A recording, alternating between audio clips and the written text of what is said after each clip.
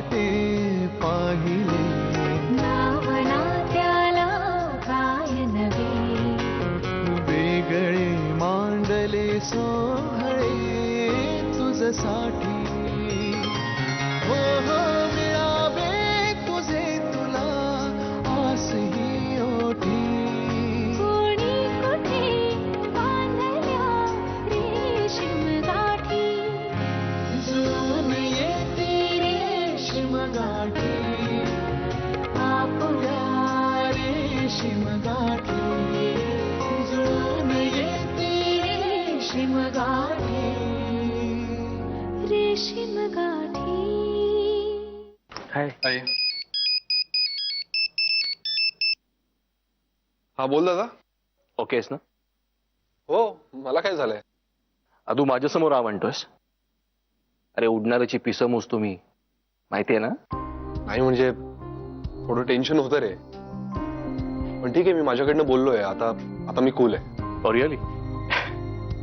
Okay, let her take her own time. पण तुला मानलं. का रे, काय झालं? जनरली स्वतःला मुलगी आवडली की आपण तिला आवडलोच असं गृहीत धरतात मुलं अरेंज मॅरेज मध्ये, पण असं प्रॉपर रिस्पेक्टफुली विचारणारा तू पहिलाच असशील.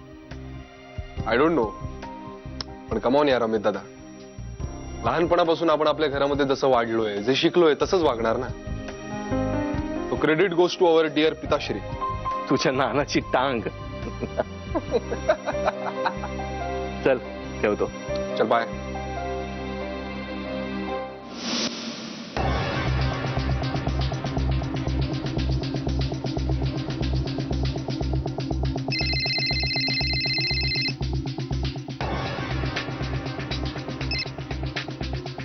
हॅलो.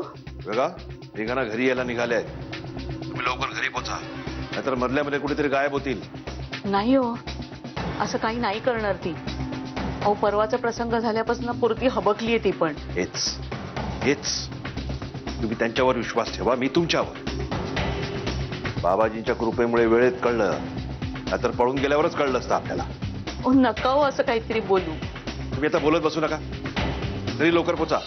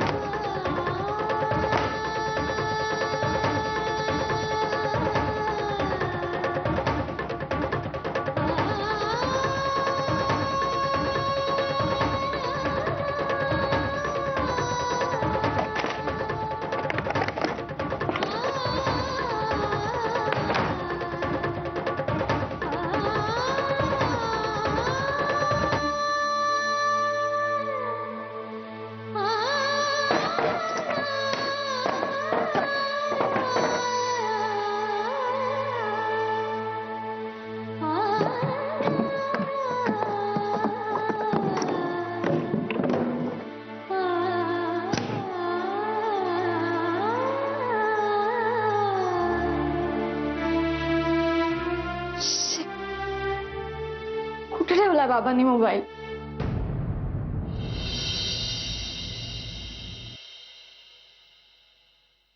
हा आदित्य. काय चिरंजीव, कसा काय गेला दिवस आजचा? काही नाही ना, रोजच भरपूर काम. हा ना. सरदेसाई आले तर म्हणे भेटायला तुला ऑफिसमध्ये. हो हो, काका आले होते, त्यांचं काम होतं तिथेच बाजूला, तर डोकावून गेले. हा म्हणाले, मला भेटले होते मगाशी मला. आणि असंही म्हणाले की आदित्य टेन्शन मध्ये दिसत होता म्हणून. हा? हा, सध्या म्हणजे साहेबांचं म्हणजे काय, बटरफ्लायज इन स्टमक. हा. आदित्य तिचं काही उत्तर आलं का रे? नाही अजून. येईल रे. नाना अहो, मला काही घाई नाही, येईल तेव्हा येईल. करेक्ट, येईल तेव्हा येईल. चालू दे तुझं. मी काय म्हणतो संजीवनी, मला जरा कपाटात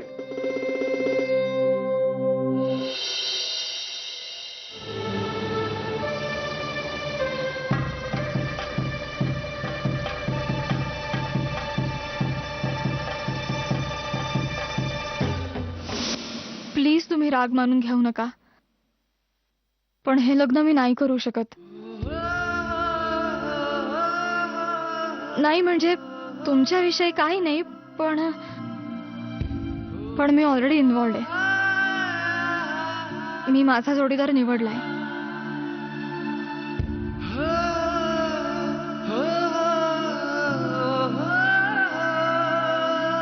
I am really very sorry.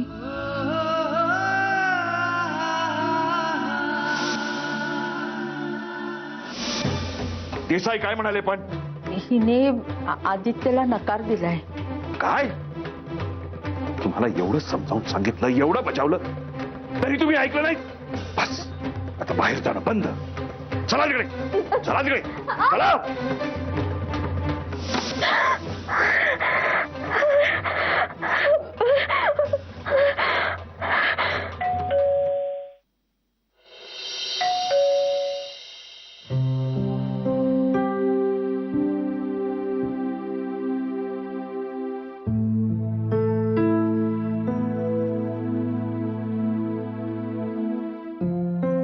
काय ग, काय झालं? चेहरा का असा दिसतोय तुझा? हे बाई, देसायांना नकार बिकार नाही ना कळवलास? अजून काही नाही कळवलं त्यांना. बरं, मी लिंबू सरबत घेऊन येते. हा,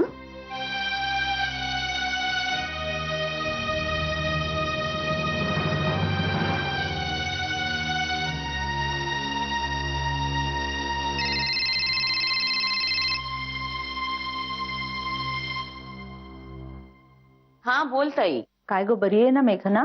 बरी आहे. आली ना व्यवस्थित? हो, आली आली. आणि देसायांना कळवलं का काही? छे ग, हिच्या डोक्यातलं खूळ कुठे गेलंय अजून? वाईट वाटतं ग अगदी. बरं ठीक आहे, पण मला कळव काय झालं ते. आदवी, आदवी, आले आले. आधी इकडे या. अहो, तुम्हाला काही अक्कल आहे की नाही? हा, किती वेळा सांगितलं तुम्हाला, घरात असताना कड्या लावत जा म्हणून. कधीही रेड पडेल, आपल्याला सावध राहायला हवं.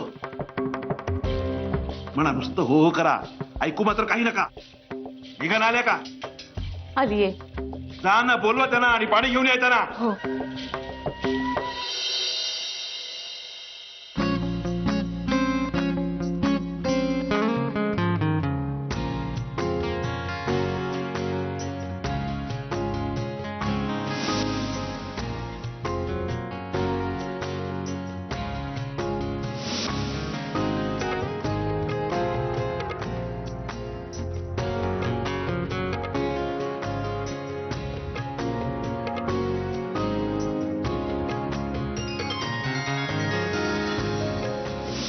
ते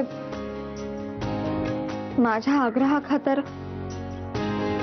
कोणाचं मन दुखावणं नाही जमत मला.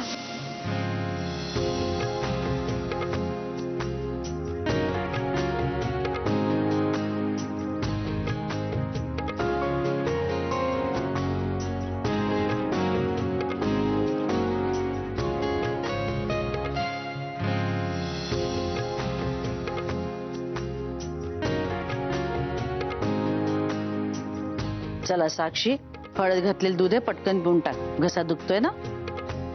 हे काय चाललंय? आजी, काकाची ना विकेट गेली. म्हणजे काय बडबडतेस? अगं बघ ना, मोबाईल कडे बघून उगाचच हसतोय. काकूचा फोटो पाहिल्यापासून असंच करतोय. ते पिक्चर मध्ये नाही का, हिरो हिरोईनच्या प्रेमात पडल्यावर कसं वागतो तसं वागतोय. आगाऊ एक नंबरची. चल, हे दूध घेणे रूम मध्ये जा. पण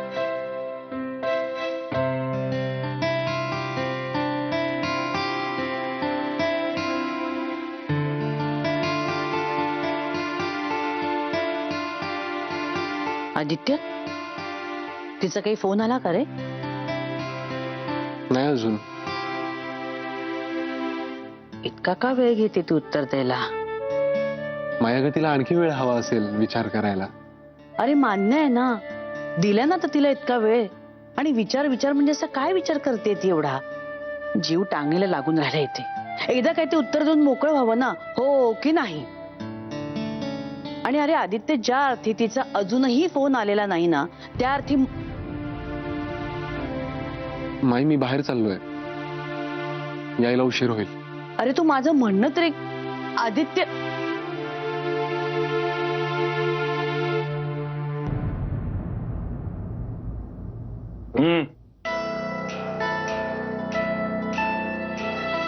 मग काय म्हणाले आदित्य देसाई?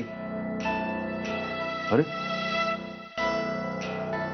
तर रडायला काय झालं? मी शांतपणे बोलतोय ना. मग घाबरायचं काय कारण आहे? बर, हे सगळं आम्ही तुमच्या भल्यासाठी करतोय हे तरी मान्य आहे ना? हो. मग सांग, काय म्हणाले आदित्य देसाई फोनवर? ते आपण त्या दिवशी जास्त बोललो नाही, पण जर मी तुम्हाला आवडलो असेल तर आपण पुढे जाऊ शकतो. बाबाजी एवढं सगळं होऊन सुद्धा मुलांनी पसंती कळवली.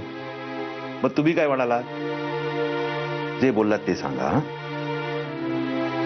मी म्हटलं की कळवते. मग घ्या फोन आणि कळवा.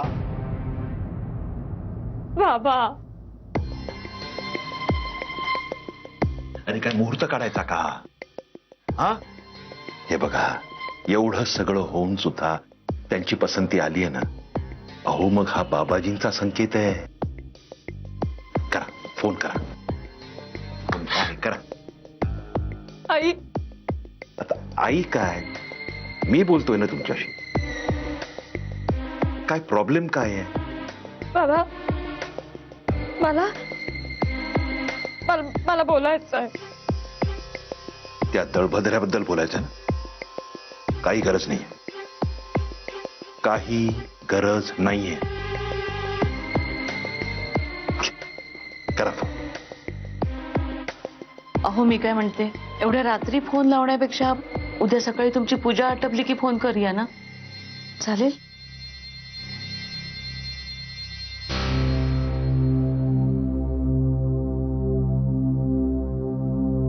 ठीक आहे, जा. पण आधी जेवून घ्या आणि मग निवांत झोपा. जा आता.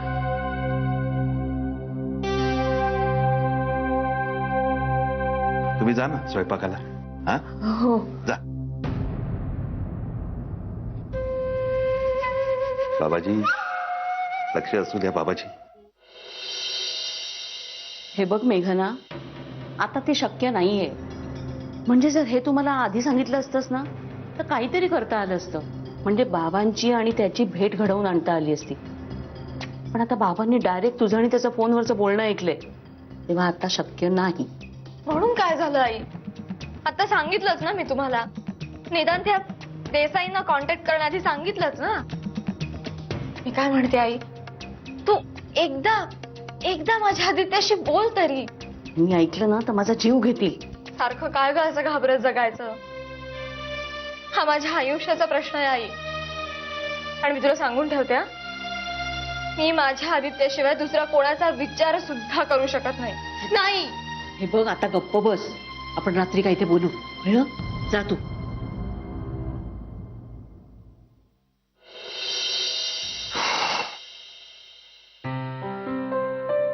फोन करून विचारलं का आदित्याला? मी आता आवरून टाकलंय हा सगळं आणि आदित्याचं जेवण झाकून ठेवलंय. बरं केलंस. बरं केलंस काय बरं केलंस? 4 वेळा तुम्हाला सांगितलं आदित्याला फोन करून विचारा घरी किती वाजता. असा कटाक्ष टाकू नका माझ्याकडे. बरोबर हव्या त्या गोष्टी तुम्हाला ऐकू येत नाहीत म्हणून तुमच्या बाजूलाच उभं राहून भोंगा वाजवते. त्याला आता फोन करा आणि विचारा कधी घरी येतोय ते. अगे जरा फिरू दे का त्याला. लग्नानंतर मित्रांसाठी कुठे वेळ मिळणार त्याला? पोरगी आवडली आहे त्याला. आणि नाहीतरी आता लगाम सुनेच्या हाती सोपवायच येत ना तुला. त्याची प्रॅक्टिस कर. होय हो, सगळं खरंय. पण आपले महाराष्ट्राच्या स्वप्नात रंगले आहेत म्हणून लक्ष द्यायला हवं त्याच्याकडे, असं आपलं मला वाटतंय. हा, अरे अपना बच्चा है, सही रास्ता कभी नहीं छोड़ेगा. झोपतो, मी बघतो.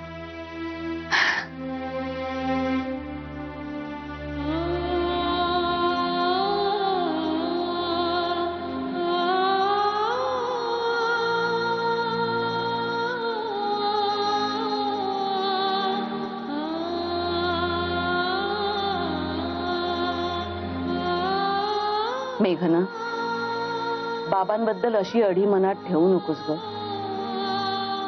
हे बघ, अगं बाबा पूर्वी असे नव्हते. अगं हॉटेलमध्ये कब्बशा विसळण्यापासून पडेल ती कामं करत शिक्षण घेतलंय त्यांनी. पैसे नसले ना की काय परवड होते ते भोगलंय त्यांनी. अगं सरकारी नोकरीतही तीच ओढाताण. मग तुझा जन्म झाला. तुझ्या जन्मानंतर त्यांच्या मनात काय आलं कोणास ठाऊक, पण तुझ्या लग्नासाठी भरपूर पैसा जमवून ठेवायचा हाच एक ध्यास घेतला ग त्यांनी. आणि फक्त तुझं भविष्य चांगलं होण्यासाठी मला दुसरं मूलही होऊ दिलं नाही त्यांनी.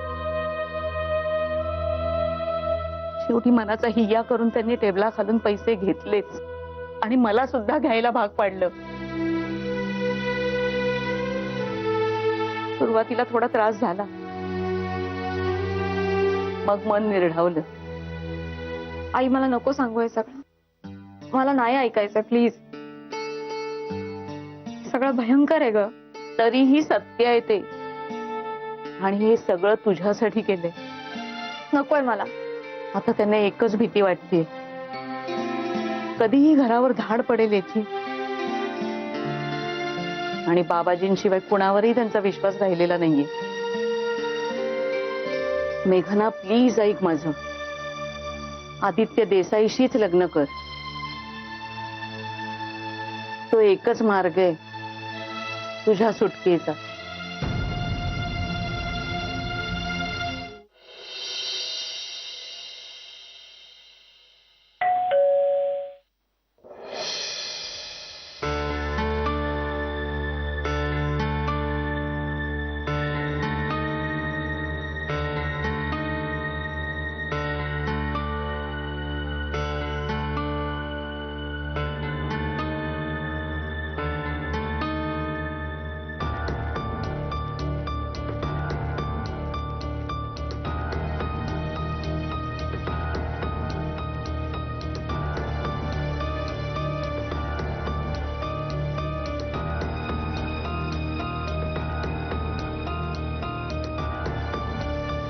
किल्ली होती ना रे तुझ्याकडे?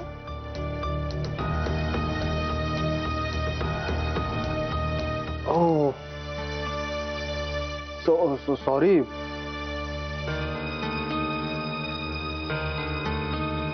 सॉरी आहे ना. आदित्य,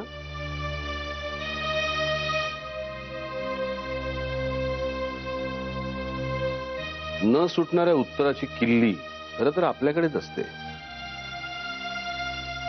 सापडत नाही ती कधी कधी आपली आपल्यालाच. आणि कधी कधी सापडली तर वापरायला घाबरतो आपण. एनिवे, कोणाबरोबर बसला होतास उत्तर शोधण्यासाठी?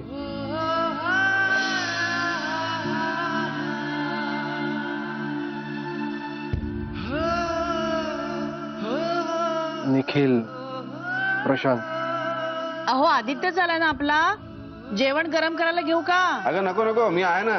नाही नको नाना, भूक नाही मला. नियम विसरलास आपला? ड्रिंक घेतल्यानंतर उपाशी झोपायचं नाही, लक्षात आहे ना?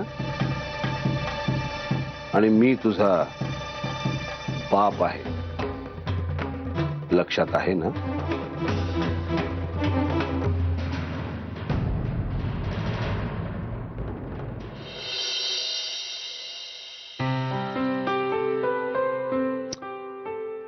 असं जीवावर आल्यासारखं जेवू नकोस रे. माणसाने जेवावं कसं तब्येतीत मस्त. अन्न हे पूर्ण ब्रह्म. फॉर दॅट मॅटर आयुष्यात कुठलीच गोष्ट अशी जीवावर आल्यासारखी करायची नाही. तुला थोडा रिलीफ वाटावा म्हणून ड्रिंक घेतलंस.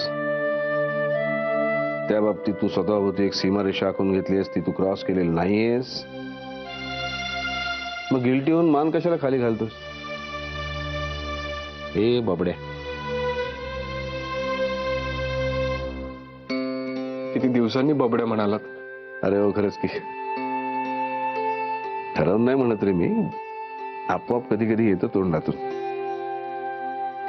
बाबड्या, मुलाचा चेहरा जरा जरी कोमेजला ना तरी बापाच्या काळजात काय होतं ते तुला सांगून नाही कळणार. नाना आय नो तिच्याकडनं फोन नाही म्हणून अपसेट झालायस ना. Aditya, have patience. कदाचित ती गोंधळली असेल. अरे हे अरेंज्ड मॅरेज आहे, एवढा महत्वाचा निर्णय घ्यायचा आहे, तोही जन्मभरासाठीचा. काय मोजून काय मापून निर्णय घ्यायचा नाही का. अवघड आहे, खरंच खूप अवघड आहे.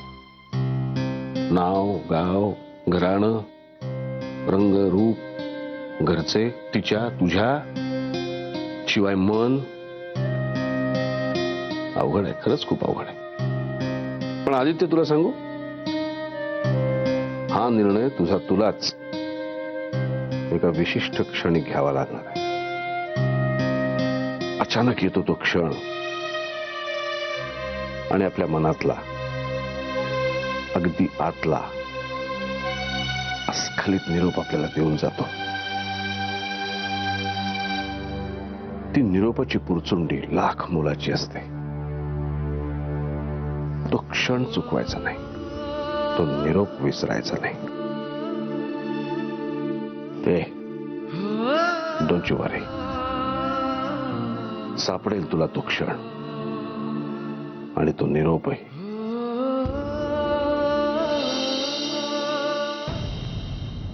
जुळून येते रेशीम गाठी, रेशीम गाठी.